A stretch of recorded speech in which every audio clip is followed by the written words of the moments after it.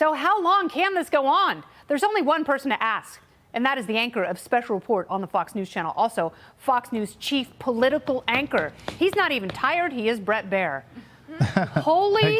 Hi, Bret. Good to see you again. Where on earth do we go from here? So what are some of the scenarios? Ballot. Do we do that tonight? Do they just keep going? We just did to 11. One of the reasons they went to the 11th ballot, Kennedy, is because they didn't have the numbers to adjourn. The Democrats want to keep on keeping on. You know, they have relished, as you've noted, this moment. They think the dysfunction that the Republicans are showing, and I say dysfunction, they're getting to a point where it's the same number, so something has to change behind the scenes.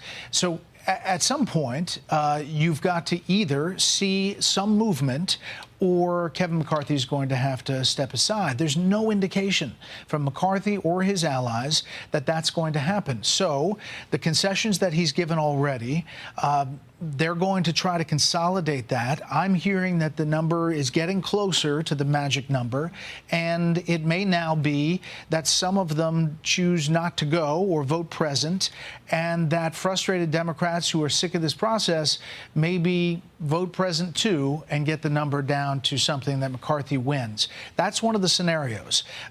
That's not giving Democrats concessions as far as equal committee assignments or subpoena authority, that sort of thing. If it came to it and they had to battle around the 20 Republicans, McCarthy could negotiate with the Democrats, but I think it would be deadly inside his own party. So what are you hearing about some of the conversations happening between Republicans and Democrats at this point? I've seen Ro Khanna on Fox News talking about a very short list of moderate Republicans that he and maybe other fellow Democrat centrists could get behind. Are there any other conversations? Are there any other names? I mean, there are names, but none of them they believe can get that consensus. You know, Steve Scalise has talked about he might be able to get some Democratic votes if the Democrats didn't stand united. Remember, every ballot up until here, 10 ballots so far, ready for the 11th ballot. Democrats have voted 212 for Hakeem Jeffries, the most they have on the floor. So that prevents the barrier by which Republicans have to get over that number or Democrats have to step aside.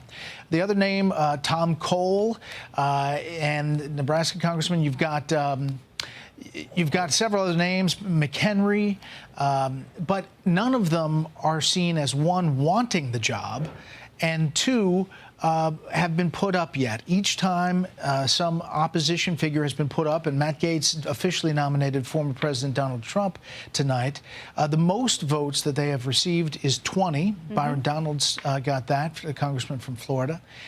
And remember, Kevin McCarthy is getting 200, 201, 202, 203. The question is, do they keep going? And the answer is yes so far. So how far into the night are they going to go? I mean, literally, are they going to force them to wear Depends and stay there and eat granola bars for the next 4 days? It depends. No, I think there is probably going to be an adjournment tonight. I don't know if it's after this ballot or the next ballot, and it'll probably come with Democratic help because they're going to have to get behind the scenes and figure out a way forward. I believe, just hearing what I'm hearing, that they'll have something tomorrow, that there will be some movement. And once there's some movement, then you may be 4 or 5 seats, votes away from McCarthy winning it. In that scenario, he will have given up a lot of power to a minority that's very vocal. A lot of people say this is a great thing. It's changing the system. It is not a great thing for the speaker to be, whoever that is, because it's going to be a tough job for that person to herd the cats on any legislation. A lot of people around America say the place has to change, and the question is this the way to make it change? Well, maybe so. they've tried a bunch of other stuff, and that hasn't worked.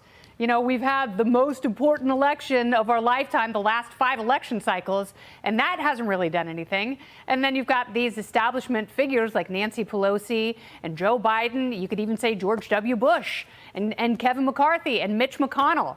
and they are still there. So, maybe there has not been enough of a challenge to the establishment. I hope, in a way, Democrats take note, and I hope at some point they do the same thing if they want to make their party and the country better. Last word. The thing is, though, really quickly, is that you can affect change, but the way that you do it usually is win enough seats and then realize your political environment that you're in on a legislative sense. If you don't have the numbers and if you can't control the legislative agenda, you are then battling with each other in your own caucus, and sometimes that is going to be really messy along the way. It could be that this does make significant changes as far as spending, but they're going to have a hard time negotiating with Democrats to get things like the debt ceiling and other things across the finish line. Yeah, and spending is the name of the game. That is the main issue for a lot of these holdouts. And the difference between the squad and the Democrat caucus and these Republican holdouts is they want to limit government. They want to rein in spending. But you had a bunch of socialists over on the Democrat side, and all Nancy Pelosi had to do was throw some crumbs at them, and they were all happy for a little while. So I don't know that Kevin McCarthy, you pointed this out on Outnumbered today, I don't know that he's got a lot of arrows left. We'll see who moves and what happens between today and tomorrow. One thing, notice the last person nominating, French Hill from Arkansas, dealt right with the spending question and said, Kevin McCarthy has a plan. Here's what he's going to do. He brought a balanced budget amendment to the floor, XYZ, like dealing with all of the criticism directly. And whether that moves anybody, I don't know. It didn't this past time, and already the vote is 14 others. If it's at 20, 21, we're exactly where we have been the past time since Tuesday. Amen. We'll see what happens tomorrow. Bret Baier, thank you so much. You bet, Kennedy.